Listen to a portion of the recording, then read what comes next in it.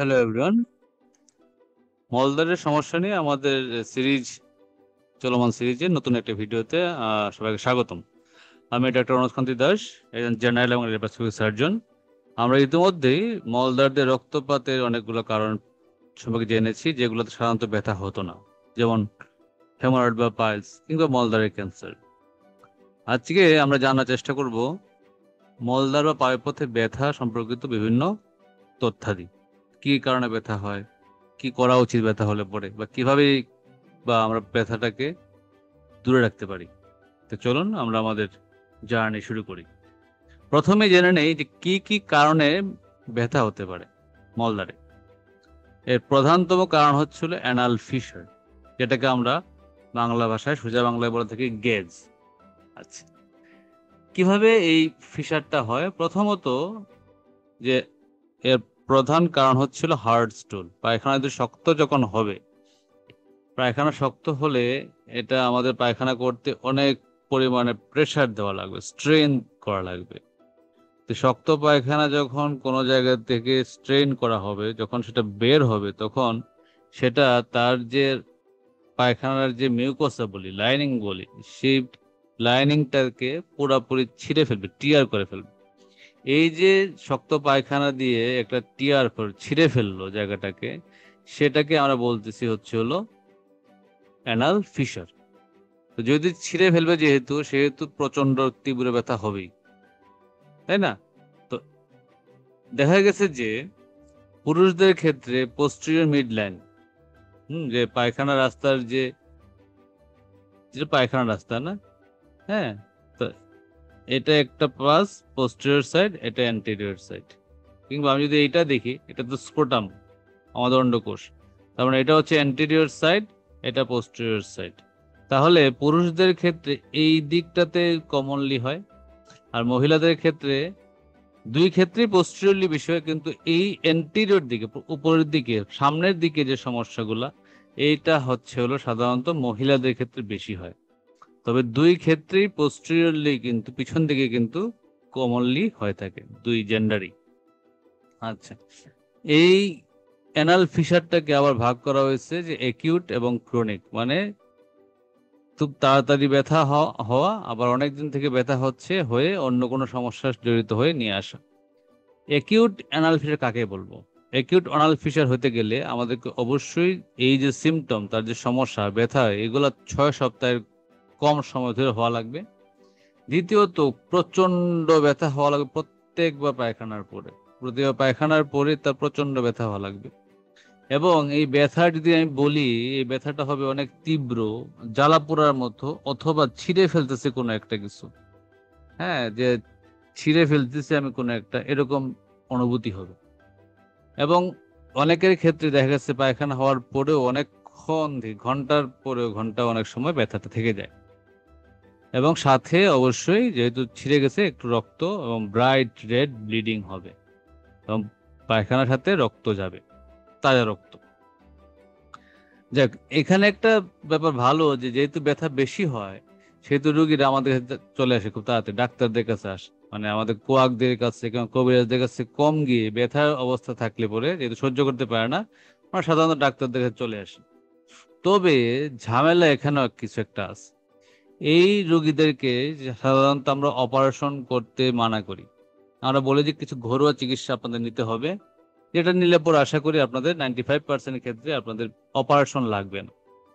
কিন্তু ওনারা যেহেতু তীব্র ব্যথা নিয়ে আসেন, তো ওনারা চান যে আসলেই যেন ব্যথাটা কমায় ফেলতে পারে ডাক্তার সাহেব। কিন্তু আসলে ব্যথা তো আসলে একদিনে হয় না, ব্যথা অনেক দিনে হয়েছে এবং সারতেও সময় লাগে। এটা আমাদের বেশিরভাগ রোগীরা মানতে চান না। তারা চান যে আমি আরেকজন খুঁজি যিনি অপারেশন করতে পারেন। উনি আরেকজন ডাক্তার কাছে কাছে যান। উনি যদি অপারেশন করে ফেলেন, তাহলে তো উনি ওনার জন্য ভালো হলো, উনি অপারেশন করে ফেললেন। আর যদি না করেন, তাহলে আরেকজনের কাছে যাবেন। এবং যদি কোনো ডাক্তার সাহেব অপারেশন না করেন, তাহলে ওনারা যান ওনাদের সেই 100% গ্যারান্টি কবিরাজ মশাইদের কাছে। ঠিক আছে? আর একটা জিনিসপত্র হচ্ছিল, আমরা এই মলদ্বারের সিরিজে আমরা কিন্তু পায়খানার রাস্তাটা আঙ্গুল দিয়ে পরীক্ষা করার অনেক গুরুত্ব দিয়েছি। এই একিউট অ্যানাল ফিশারের ক্ষেত্রে ব্যথা যেহেতু বেশি, আমরা সাধারণত আঙ্গুল দিয়ে পরীক্ষাটা অ্যাভয়েড করি। তার মানে আপনি ডাক্তার সাহেবের কাছে গেলেন, উনি আপনাকে পরীক্ষা করলো না আঙ্গুল দিয়ে, সেক্ষেত্রে আপনি আমার মনে করেন না ডাক্তার সাহেব ভালো করে দেখে নাই, তা কিন্তু না। এই ক্ষেত্রে আঙ্গুল দিয়ে পরীক্ষা করাটা আমরা অ্যাভয়েড করি। তাহলে এবার একটু জেনে নেই আমরা যে কি সে ঘরোয়া টোটকা যার কারণে এই অ্যাকিউট অ্যানাল ফিশার বেশিরভাগ ক্ষেত্রেই কমে যাবে। এটার জন্য বেশি কিছু লাগবে না, আপনার লাগবে একটা বড় একটা গামলা, যে গামলাতে আপনার পাছাটা দুইটা পাশেই বসবে আর কি, এবং লাগবে একটু বেশ পরিমাণে লবণ, এবং লাগবে হচ্ছিল একটা গরম পানি। গরম পানিটা খুব বেশি গরম হবে না, এটা আমরা বলি লিউক ওয়ার্ম ওয়াটার বা কুসুম গরম পানি, যেটা আপনার আঙ্গুলে বা শরীরে সহ্য হয়। বেশি যেহেতু অনেকক্ষণ ধরে বসে থাকতে হবে, তো বেশি গরম হলে পরে কিন্তু আমরা অনেক রুগী পাইছি আমরা যে বেশি গরম পানিতে বসে পাছা পুরাই নিয়ে চলে আসে। তো এই ক্ষেত্রেও কিন্তু সাবধানতা অবলম্বন করতে হয়। জিনিসপত্রগুলো খুবই সহজ সুন্দর, কিন্তু আমাদের বাস্তবিকতা বলে হলো যে এগুলা অনেক সময় রোগীরা কিন্তু পাছা পুরাই নিয়ে চলে আসে। এরকম একটা কুসুম গরম পানিতে আপনি অনেক পরিমাণ লবণ এবং সাথে 10% পভিসেপ সলিউশন দিয়ে মিশিয়ে আপনি আপনার পাছাটা চুবাই দিয়ে বসবেন। এবং এতে হবে কি, গরমের কারণে কিন্তু অনেক সময় এই জায়গাটা লোকালিও গরম হবে, যার কারণে রক্ত চলাচল বাড়বে, সাথে হচ্ছিল ধীরে ধীরে ব্যথাটাও কিন্তু, গরম কিন্তু ব্যথা কমায়, ফোলাও কমায়, ব্যথাও কমায়। তাহলে এই টোটকাটা কিন্তু খুব জরুরি, এবং আমরা বলি 10 থেকে 15 মিনিট বসবেন। যদি মনে করেন যে হ্যাঁ এই 10 মিনিট পরে পানি গরম ঠান্ডা হয়ে গেছে, সেক্ষেত্রে আপনি আবার একটু কুসুম গরম পানি দিবেন, এবং দিনে 2 থেকে 3 বার নিলে পরে খুব ভালো উপকার পাওয়া যায়। সাথে আমরা ওই জায়গাতে কিছু লোকাল অ্যানেস্থেটিক, ওই জায়গাটাতে যেন ব্যথা কম লাগে সেই জন্য কিছু জেল দিয়ে দেওয়া হয়, ডাক্তার সাহেবরা দিয়ে দেন, এবং আরো কিছু ওষুধপত্র ডাক্তার সাহেবরা দিয়ে থাকেন। এবং মাথায় রাখতে হবে, আমি বলতেছি আবারও বলতেছি, এই অ্যাকিউট অ্যানাল ফিশার কিন্তু বেশিরভাগ ক্ষেত্রে কিন্তু অপারেশনের প্রয়োজন হয় নাই। তাই অপারেশন করছে না বলে ডাক্তার সাহেব আপনি অন্য ডাক্তারের কাছে চলে যাবেন, সেটা না করাটাই ভালো, এতে আপনার লাভের চেয়ে ক্ষতি বেশি হবে। আচ্ছা, এভাবে হতে হতে যখন 6 সপ্তাহের বেশি যখন কেউ এরকম সমস্যায় ভুগে যাবে, তারপর তার কোনো ধরনের কম থাকবে না, তখন আমরা তাকে বলি ক্রনিক অ্যানাল ফিশার। তাহলে ক্রনিক অ্যানাল ফিশার হতে গেলে 6 সপ্তাহ বা 1.5 মাসের বেশি এই সমস্যাতে ভুগতে হবে। তার মানে কি, অ্যাকুট অ্যানাল ফিশারটাকে আমরা পুরোপুরি কমছি কিনা এটা বোঝার জন্য আমরা 1.5 মাস সময় নিব। এই 1.5 মাসের ভিতরে আমরা অপারেশনটাকে না করলেই ভালো। এবং এই ক্রনিক অ্যানাল ফিশার করার সময় কিন্তু আমরা আমরা ডিআরই মানে আঙ্গুল দিয়ে এবং মেশিন যন্ত্র যদি প্রক্টোস্কোপি যদি লাগে, আমরা ওইটা দিয়ে দেখতে পারি। কারণ এই ক্রনিক অ্যানাল ফিশারের সাথে কিন্তু সাথে একটা সেন্টিনেল পাইলস, মানে দেখবেন আপনার যে পায়খানার চারপাশে চামড়াটা আছে না, সেটা অনেকটা একটা বলের মতো হয়ে থাকবে, এবং ভিতরের দিকে পাওয়া যায় পেপিলা থাকে, পেপিলা গুলো অনেক ফুলে থাকবে। তো এই ফাইন্ডিংস গুলো থাকে যেগুলো আপনাকে দেখতে গেলে আপনাকে প্রক্টোস্কোপি করা লাগতে পারে। এবং এই ক্রনিক অ্যানাল ফিশার যখন হয়ে যায়, তখন কিন্তু কনজারভেটিভ ম্যানেজমেন্টে পুরোপুরি সুস্থ হবেন সেটা বলা যাবে না। এই ক্ষেত্রে কিন্তু আমাদের অপারেশনের আপনাকে হেল্প লাগতে পারে। বেশিরভাগ ক্ষেত্রেই এই ক্রনিক অ্যানাল ফিশারের ক্ষেত্রে কিন্তু সার্জারির একটা ইন্ডিকেশন আছে, তবে তারও আগে কিন্তু আপনাকে কনজারভেটিভ ম্যানেজমেন্ট নেওয়াটাই শ্রেয়। কি কি অপারেশন আছে এটা আমরা জানতে চাই, সেক্ষেত্রে হচ্ছে প্রথমে আমরা বলি ল্যাটারাল ইন্টারনাল স্পিংটেরোটমি। আপনাকে এত কিছু জানার দরকার না, এটা অপারেশন।